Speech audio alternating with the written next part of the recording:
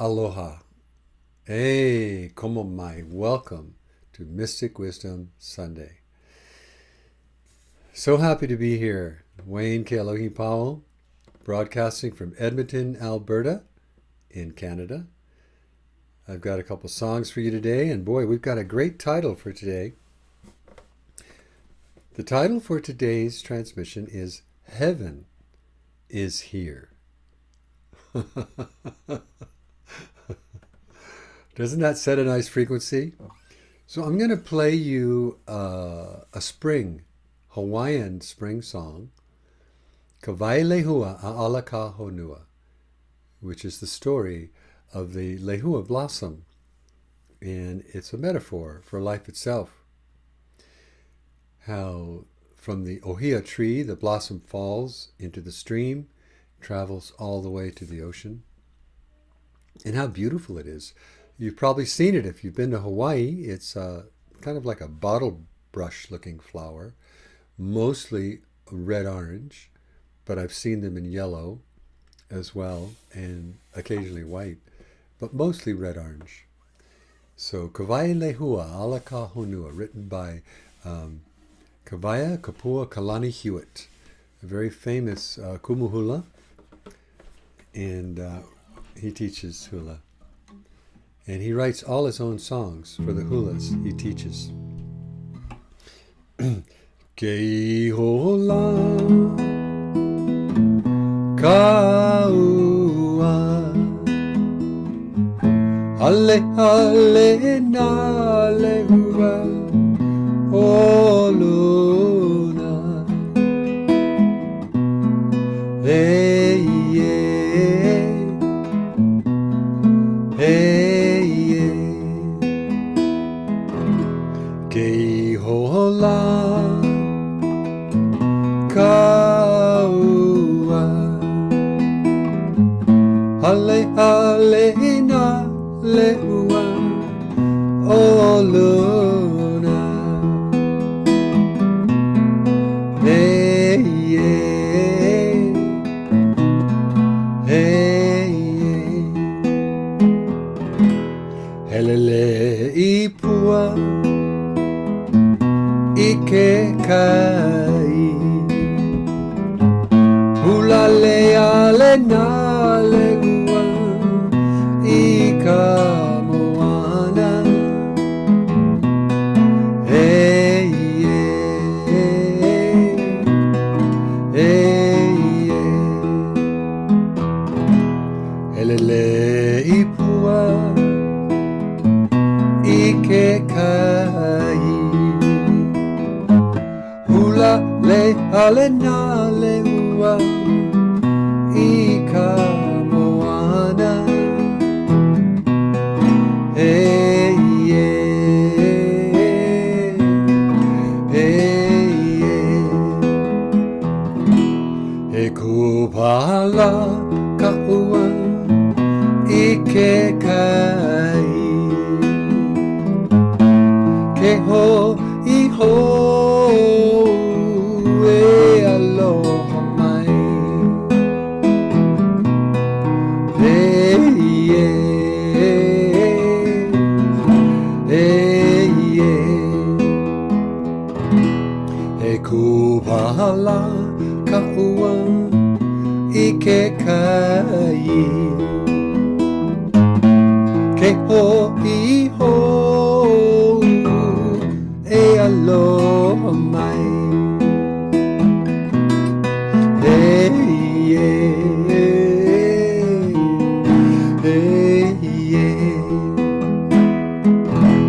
e mele no e kulani kawai lehua a'alaka honua hey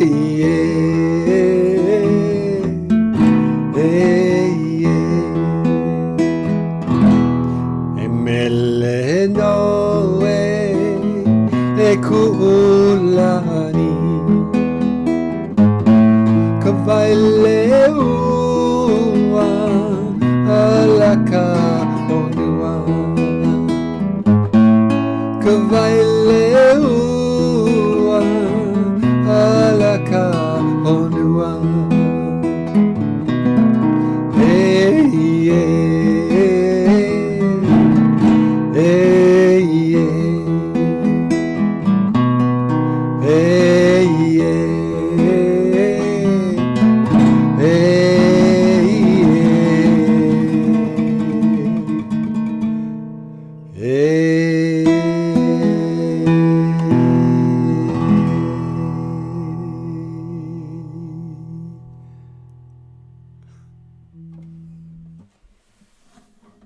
Mm.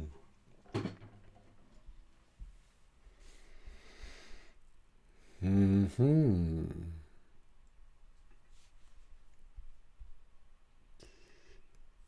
Alrighty then.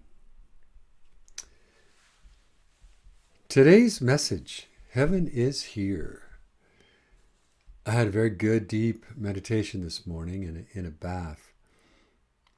And it was after doing a Course in Miracles lesson, which you guys are familiar with, that I'm all about quite often. And I was able to actually come into the reality of the lesson while relaxing so deeply in the tub. And I love the idea, and I want to open this with you. So if you have any comments or questions, please put them in the chat. Because, the ego, the body-mind perspective, looking on the earth, there's a lot of reasons. There's a lot of, validation, proof that hell exists here on earth. And that would be a relative truth, perceiving through the eyes of the body, through the eyes of the ego. And the reason it's relative is because it's always changing. It's not absolute. It's not really, something that lasts forever. It may seem that way in time, but as you know, A Course in Miracles doesn't it doesn't teach what's in time. It will demonstrate quite often what is in time, but it's sharing with us what is out of time, what is beyond the vision that we see upon the earth. And all spiritual paths are leading us towards this, stillness of the heart, stillness of the mind, in order to touch what is beyond this world, that is here, that is sourcing this world. And so the lesson number 286 in the annotated current edition of A Course in Miracles came out in 2021. It was printed. They let go of the blue covers. This particular cover is kind of an eggplant color. And so lesson 286. Before we go into this lesson, I think I want to have us all take a couple deep breaths. So open your crown center, if you would, please. Close your eyes, get comfortable. Your spine doesn't have to be straight, but if you can do that, that's okay. You could be lying down as well. And be comfortable. That's the main thing. Close your eyes and allow yourself to imagine that just above your head is a waterfall of cosmic golden white light in the form of the tiniest sparklets that you've ever seen. So tiny, almost can't even be seen. They look like stardust, like the Milky Way. So breathe them in very deeply, if you would please. Into your body, into your mind, through your mind, into your heart, into wherever you may have some discomfort in your body. Use your breath, inhaling through the nose, exhaling through the mouth, from heaven to earth.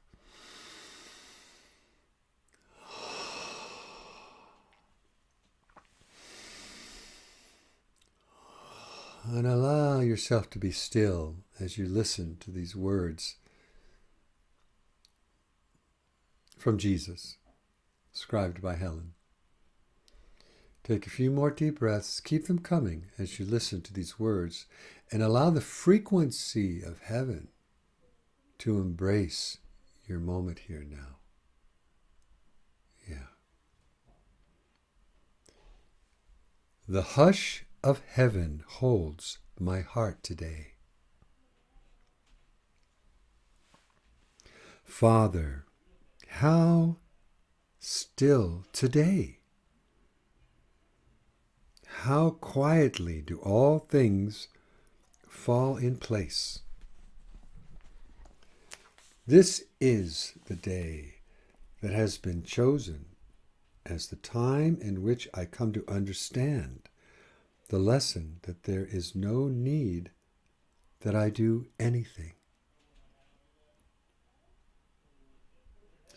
In you is every choice already made. In you has every conflict been resolved. In you is everything I hope to find already given me. Your peace is mine. My heart is quiet and my mind at rest. Your love is heaven, and your love is mine.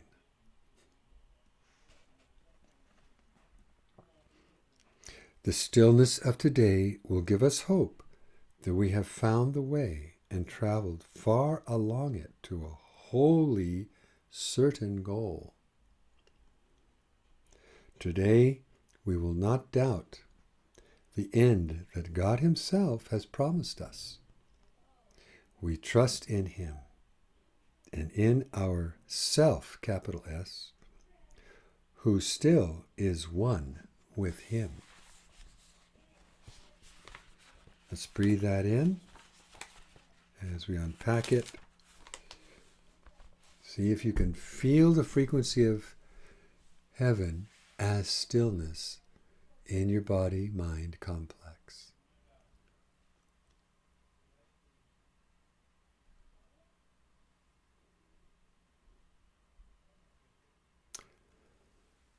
Oh, Father, Mother God, thank you for this blessing to be here with you today and open our hearts, still our minds, and merge in consciousness with your benevolent gift of peace. Peace beyond the human experience, and yet accessible. Peace that creates freedom from all the drama that appears before our physical eyes. The peace and freedom that appears as we feel our home in you, in us, as you are in us, and we are in you. Thank you for this blessing. We love you as the infinite presence that we are, as you with us. Take a few more deep breaths and just tune in to how your body-mind feels now. It's pretty incredible when we get together and share the stillness and the peace that has always been. We travel on a journey that has no beginning and ending. In fact, the goal has already been accomplished. It was given us before we even came into a physical body. Being one with our source through the chaotic experiences of living in a body offers us a lot. It offers that we can actually hold the presence of stillness in the chaos. It takes a lot of practice. I know for me it does. Watching the triggers and learning to not react. Breathe and reflect for a holy instant that the trigger is poking at a human pattern or wound. And it's just wanting to be healed. So when we allow that triggering, that patterning, that wound to be pressed, and we feel that pain, and we breathe light and love into it as we hold it in compassion for our humanness. And we breathe, and it just dissipates, because our view of what caused it from this world changes to a perception of like an overlighting witness.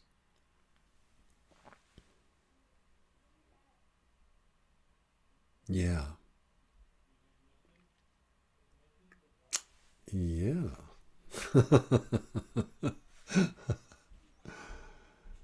And from this perception, heaven exists. I mean, what if you could actually commit to innocent perception? I'm committed to innocent perception. I notice how every time I have a judgment, or I want to blame someone for the way I feel, I flip it. I become totally responsible for that thought and the impulse to react. And I decide to see through it, to the innocence that is really there from the point of view of our angelic self, our higher self, our whole self, our immortal self. Doesn't matter what you call it. Yeah, it doesn't mind.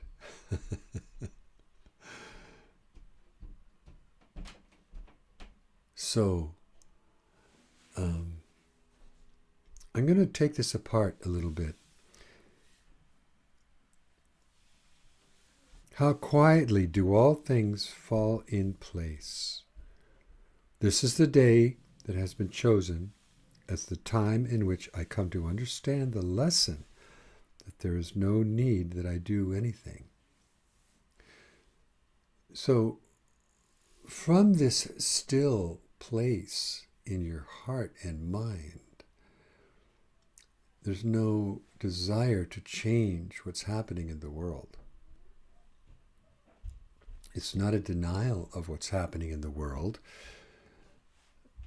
It's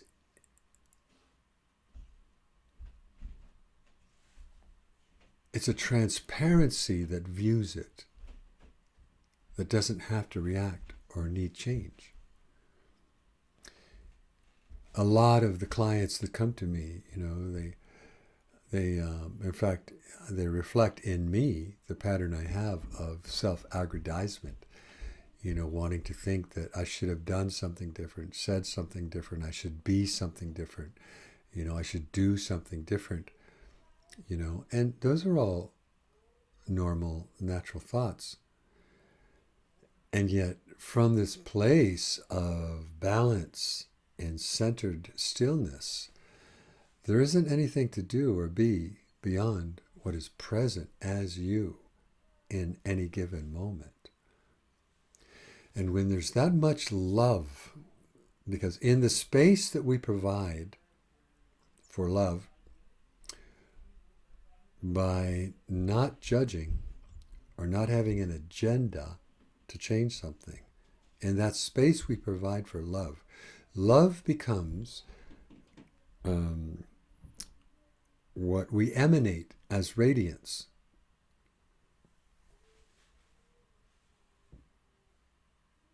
I'll give you an example, a very human example that I'm experiencing. I've been looking into the Facebook dating app because it's free. And the other ones, that require credit cards and stuff, they're not only are they not free, they're not clean. They're not clean. No, they're just hooks. They're ego hooks to bring you into some form of need, right? That you really don't need.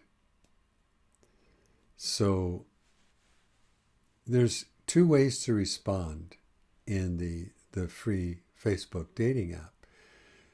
Once you put your profile up, I'm monitoring it very closely because I'm wanting to evolve my emotional body, and in that regard, I'm listening and watching very carefully how, when there's a choice, what's happening inside when there's a choosing of a person to communicate with. I notice, is there a need? Is there a desire? Is there a want? Is there an agenda? Right? That's totally valid. That's what keeps them going. So there's nothing wrong with that. And yet, what I found just recently, especially in this lesson, is that when there's a trust for the spirit, which I have cultivated so deeply in my life, traveling the world, teaching, and having people offer me places to stay and rooms to do healings in, and inviting me to, their community all over the world. Things have always been provided. Why? Because I practice just presence overflowing and rippling wherever I go, wherever I am. So I thought, wow, how could that apply to all the choices in a dating app? If I overlay my spiritual practice on the dating app, then there's a trust that is going to be matched by someone eventually who will show up on the same frequency as myself, who's not in any need, without really any hard agenda of accomplishing something in the dating app, other than spilling over the radiance that you've cultivated in your meditation. So I rewrote my profile a couple of times to kind of reflect that. I'm not looking to hook up, I'm looking to exchange some presence in conversation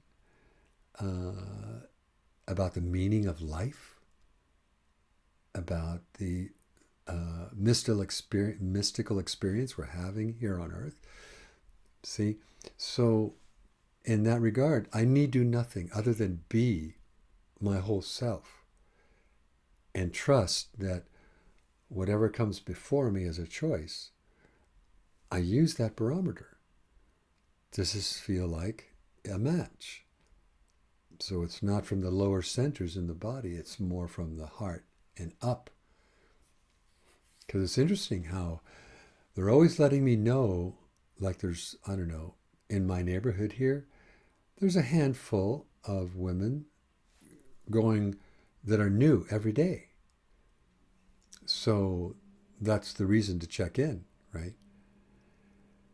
And I've done other dating apps, and boy, I tell you, they are like sharks. It's just crazy. So I love this idea of appearing in the world as your radiance, with the thought, I need do nothing but be my whole self, but be the peace that I know I have inside, that was part of me before I came into a body and will be again after the body. This freedom, this innocence, this wealth of energy, and this holistic expansion of the universe. Yeah. Because like attracts like. So whatever you want to receive, just be that. That was the other lesson I came upon today. Give all to all to receive all. Think about that for a minute. Give all to all and receive all. So there's the principle of oneness right there. That we are so connected to our brothers and sisters and to the cosmic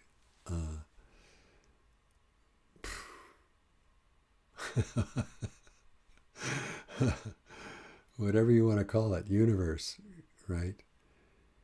That what we put into it, it cycles like a boomerang. It cycles right back to us. So if we are putting out judgment, we're going to be judged. And that's one of the Bible's sayings. Judge not, yet ye be judged, you know. So it's the same with blessing. And I noticed this with the power of blessing, which is my first article that was published in August 1996. It was an article on Huna, and it was called The Power of Blessing. So, give all to all and receive all. If we're giving nothing but blessing to what looks like hell on earth, you're bringing light into the chaos, into the darkness by blessing, which is the polarity of judging. When we judge, quite often, an agenda comes with it to change things. Whether it's something in our own body, you know, maybe you're pissed off at your leg, it's not working properly. It's not going to help. What will help, and this is very scientific, is blessing what is working, even if it's only a small amount.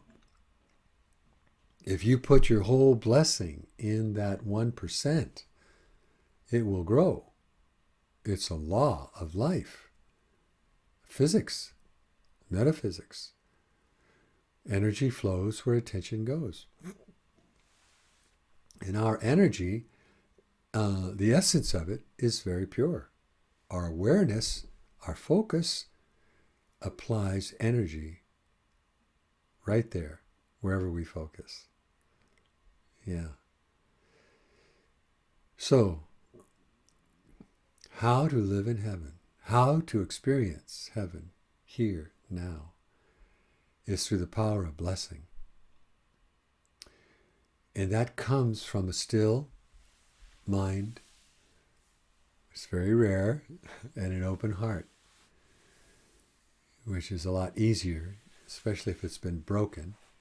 Recently, it's usually quite open. So I'm going to check here in the chat, see if there's anybody who's left anything yet. No, the chat is empty.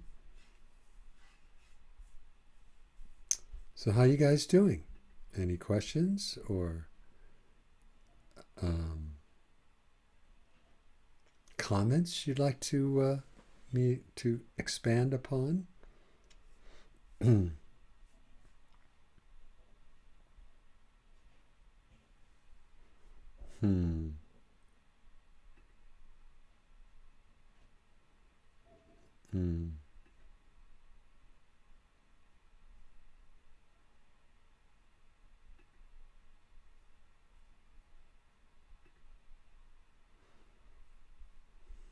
Very good.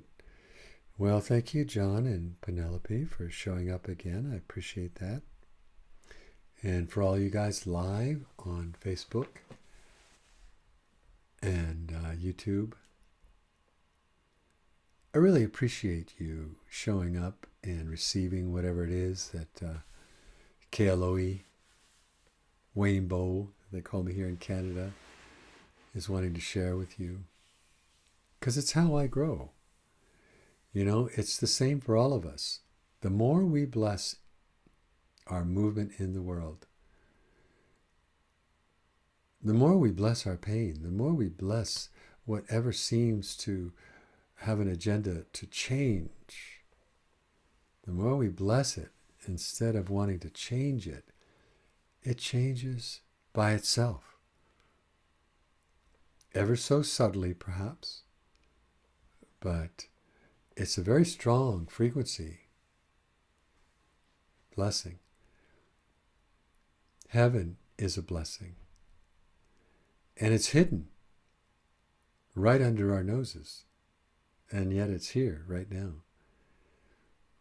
And when we do things like that meditation we did early in this broadcast, there's a touch you can feel. You get so close. It's almost like a near-death experience kind of idea where nothing's moving except your breath. And you're feeling your oneness with all that is.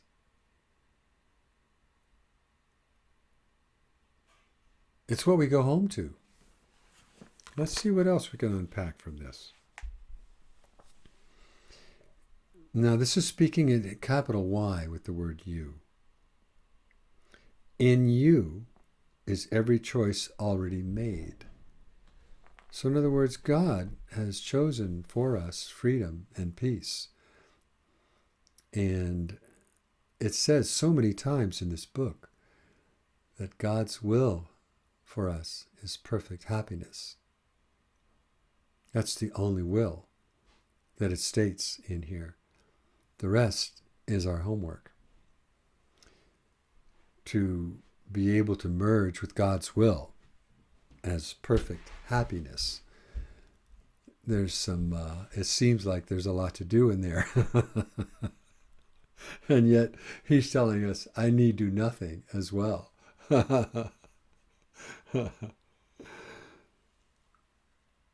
In you is every choice already made. In you has every conflict been resolved. Let's breathe that in. In there is the trust that Spirit is our guide all the time, even when we're not aware. In you, every choice already made. In you, every conflict been resolved. In you is everything I hope to find, already given me. Your peace is mine. My heart is quiet, and my mind at rest. Your love is heaven, and your love is mine. You know, these words are going to trigger a lot of people who carry the wound from religion. And a lot of these words that trigger people have kept people away from A Course in Miracles. Nothing wrong with that. And yet, you know, there are pioneers like Marianne Williamson who wrote the book A Return to Love, I think 30 years ago. And it became a bestseller because it was advising us that words are just words, that all these words like Father, Holy Spirit, Christ, heaven, you know, heaven was never a bargain. And that's what this lesson is about. That heaven is here already. It's not something we have to earn by being good, you know, because we're not being judged. There is no such thing as a judgmental God.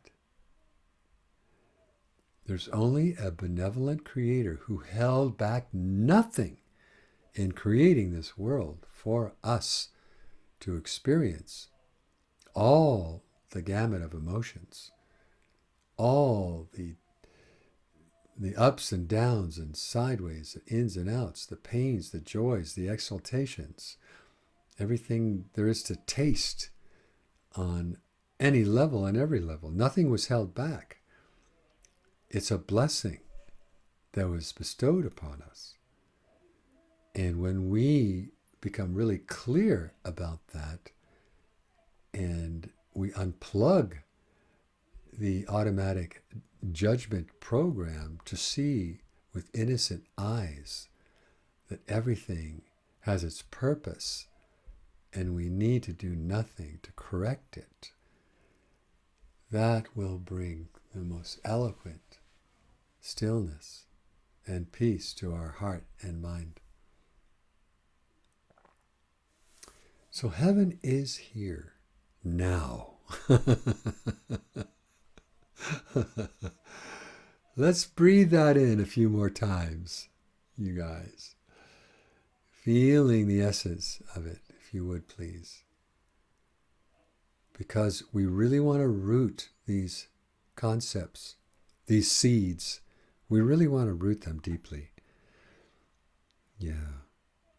Your peace is mine. In you is everything I hope to find, already given me.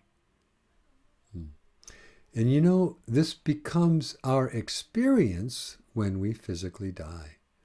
Immediately. Because our soul goes back into the blessing that gave us life in a body and gave us life. And we feel what actually was given while we were in the body. So let's commit to innocent perception. If you're willing, I'm willing. I'm already practicing it. And it's funny, you know, last night, I'm living in this house with this family, and things are going really, really, really well, you know, because of everybody is practicing self-responsibility. And then last night, after a long day, you know, I felt really triggered by someone in the house. And I went upstairs to my bedroom and I started to process this and go, wait a second here. You know, I got to practice what I'm teaching here. And I went over and over how the mind does. It goes over and over, you know, what took place, what was said, you know, and throwing back all kinds of, you know, thought form reactions that you could have said and would have made things a lot worse. Right? And I was watching how this was spinning for a bit. And then I kept choosing innocent perception. And each time the loop would come back of, oh man, you know, he, you know, this and that and this and that. It's all coming from the ego. And I would choose again, innocent perception. And then it evolved to where I saw a response that was available that would have reflected how that comment was unnecessary. Because the person who made the comment was having a misperception. And it triggered me. And so after milling around with it in my head for I don't know how long, better part of an hour maybe, I came upon, oh, this is the proper response to that. And it would be coming from a very peaceful, clear, innocent observer. Yeah. So when I came upon that, I resolved all the chaos. And got up this morning, and there was no rift. There was the love that had been there before I was triggered. Yeah, it was really good. So, yeah. Still no comments. See what we got here. Okay. Oh, yay, John. Yes, sir. What's up? So, going back to the idea of blessing, Yes, whatever you are perceiving as a problem, sure. whether it be, well, whatever, whether it be a health thing or an issue with someone. I don't know whether I was floating away a bit at the end of the meditation, but can you give us practical steps to do that, or take us through how you actually do that? You know, the word. How do you do that? Sure. How do you? Thank you, John. That's my question. Oh, Yeah. Okay. There's two forms of denial. There's the ego form of denial, and there's the spirit form of denial. And how I do it is I use the spirit form of denial when my ego is enraged. And how that looks is there's a knowing from my spiritual practice that my enraged ego is not real, even though I'm feeling it quite a bit. There's a knowing that is anchored, knowing that if I react, I will regret it. If all those words in my mind that are hurtful came out of my mouth, I'd have an entirely different ballgame. So I have a positive denial that the rage is real. I deny its reality. I accept it. I let it be there. I don't push it away. But I deny its reality because I know it'll come and go. Every feeling in this dimension comes and goes. Correct me if I'm wrong, but that's just the way. Living in a body, everything comes and goes, including the whole body. Everything comes and goes. So that's how I deal with it, because in knowing that it's not real, the rage, as I loop things that are nasty to say, and I deny their reality, it shrinks. The rage shrinks. So it took me, I don't know, in linear time, maybe 40 minutes to an hour, to where when the rage was pretty much, gone, I had an image of something kind I could have said. And that closed the rage completely, because I connected with this person within and I said the kind thing. And then the rage finally disappeared. So I lean towards the spirit version of denial in regards to an ego action. I'm not perfect. It takes a lot of practice. I mean, this was a very minor thing. I mean, when it's a major thing, which A Course in Miracles says there is no size to miracles. The smallest, the largest, it's all an ego perception. It's simply a flip from fear to love, from contraction to opening. That's basically what a miracle is. Because when there's an openness, love can be itself. So the negative side of denial, what that looks like, would be to deny my wholeness, my transparency, my radiance, my my knowing, to deny my knowing, and just lash out. That would be the negative side of denial. And the positive side would be exactly the opposite. And because I had to have a conversation, to completely get rid of the rage with myself. And I was drawn toward remembering of what a blessing it is to be in this house. Because that's another thing I know and is my usual experience. So I have proof of that as well.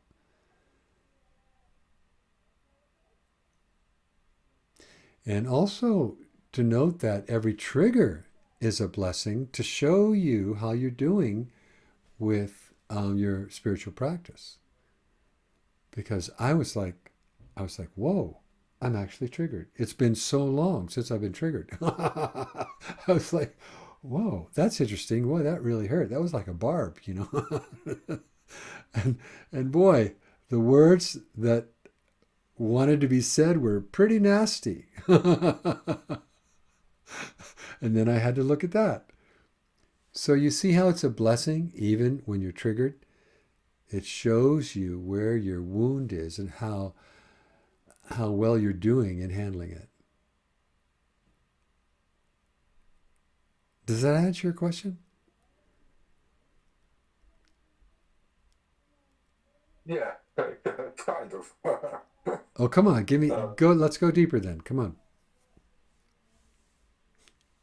um, well, so with regard to, say, a body issue, or how would you apply how do you apply it in that situation? Okay, Uh, yeah, yeah, I get it. Yeah, yeah, yeah. There's pain in my body, and I use the same technology. I live in positive denial that it's real, even though it hurts, even though I have limited range of motion in certain um, uh, yeah. When the pain comes from that limited range of motion, I love my body. I tell my body all the time how much I love it, even when it's not in pain. So that when it is in pain, it knows that I love it. And I'm working, I know, it says I need do nothing. But at the same time, what I appear to be doing um, is putting a strong investment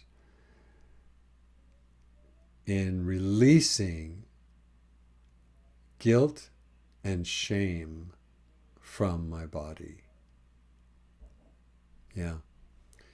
Because I notice in my clients and in myself that pain is often fueled by these hidden emotions that are deeply embedded in the cells. So my mind can't figure out what the guilt or shame might be about. So as a metaphysician, I'm just observing. I keep looking under the carpet, so to speak. What do I need to release? What do I need to forgive? And I would say who, but I know that even though it may appear to the ego like it's a who needs to be forgiven, or how do I forgive myself for something I can't find in me because I practice innocent perception. So that's a very challenging answer for you, because I know that you're experiencing, some physical difficulties that are nagging, is the way I like to put it for my body.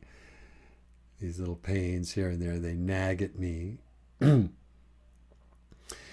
you may notice, John, that as soon as the pain nags, there's an opportunity to blame yourself.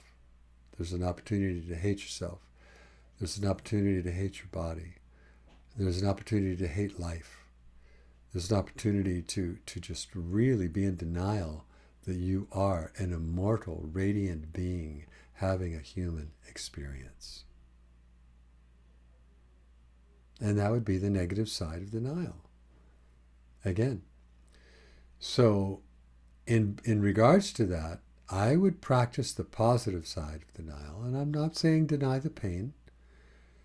I'm saying deny that it's reality. Large R, reality. What the Course in Miracles teaches as reality is something that doesn't change. Something that is of God and is eternal. Doesn't change. Like the way we're loved doesn't change. Our experience of it, being human, seems to change all the time. But the fact is that particular frequency of love that creates and fuels everything, doesn't change. It's very steady. God is not human. The energy of God is not human. So when you overlay that idea of a positive denial of what the human is experiencing, accepting it, but not accepting it as reality, something that doesn't change, then the fact is, it's going to change. You may have to physically die for it to eventually completely go away. But what I'm working on is having me wake up one day and having it gone. I'm putting all my investment in that the pain is already gone and my body has received the blessing that I give it full on every day, regardless of what I'm feeling. And through my study as a metaphysician, how my focus works on this dimension, that's got to work. Eventually, it's got to work. It's a law that when you bless something enough, it will grow. That's how Jesus turned 3 fishes, and a couple loaves of bread to feed thousands of people, or hundreds, or whatever it was. He just blessed those fish, those loaves, until they multiplied. And see, that's the metaphor of what I'm telling you. It would appear that there was a huge lack in him feeding all those people, but he doesn't play in lack. He plays in absolute blessing all the time. And so the loaves and the fish, they just kept growing until everyone was fed. So I'm applying that technology to my body and my pain. Yeah, just I would phrase it as loving the pain to death.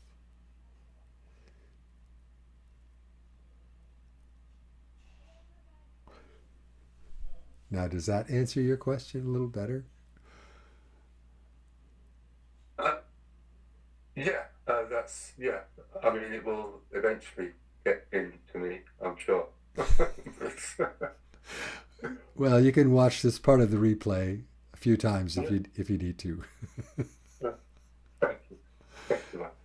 Oh, John, thank you so much. I so appreciate you and Penelope for being such steady fans. It really, I've been doing this 10 months now, and I seem to be getting more comfortable with it, and I'm anchored primarily because you guys are the ones I'm seeing showing up. I know there are others, but I hear because I can't see who's showing up on YouTube or Facebook, but I hear a lot of people come back to me watching the replays, and they're very grateful.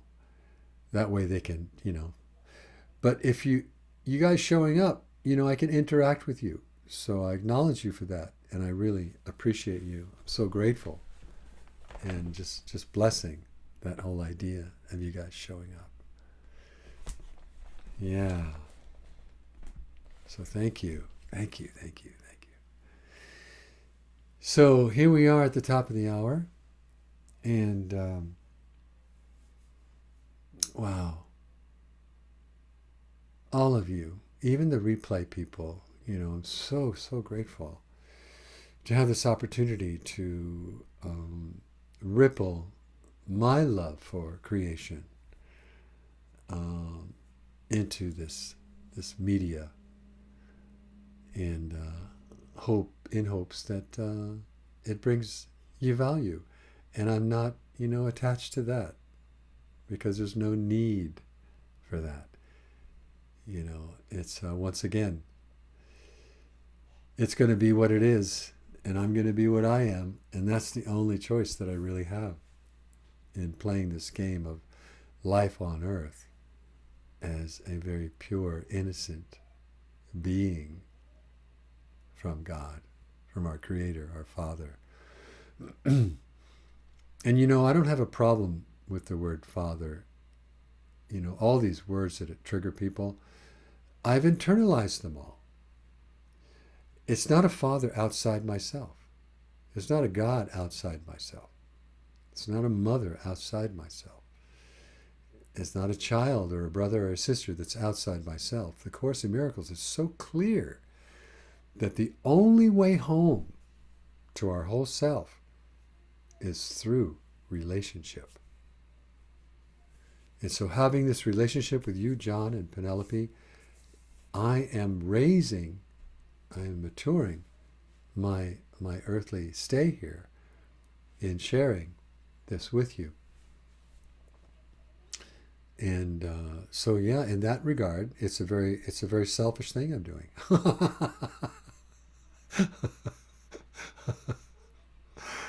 And if you get value from it, yay! That's awesome. I appreciate it very much. Yeah, the ego loves that.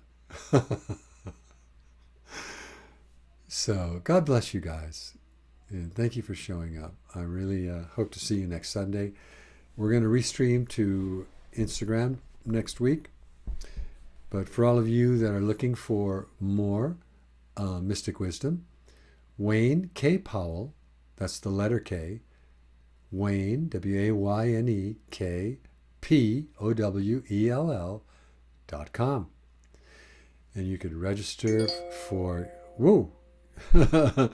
getting notices for all the courses that we are going to be putting up through the summer.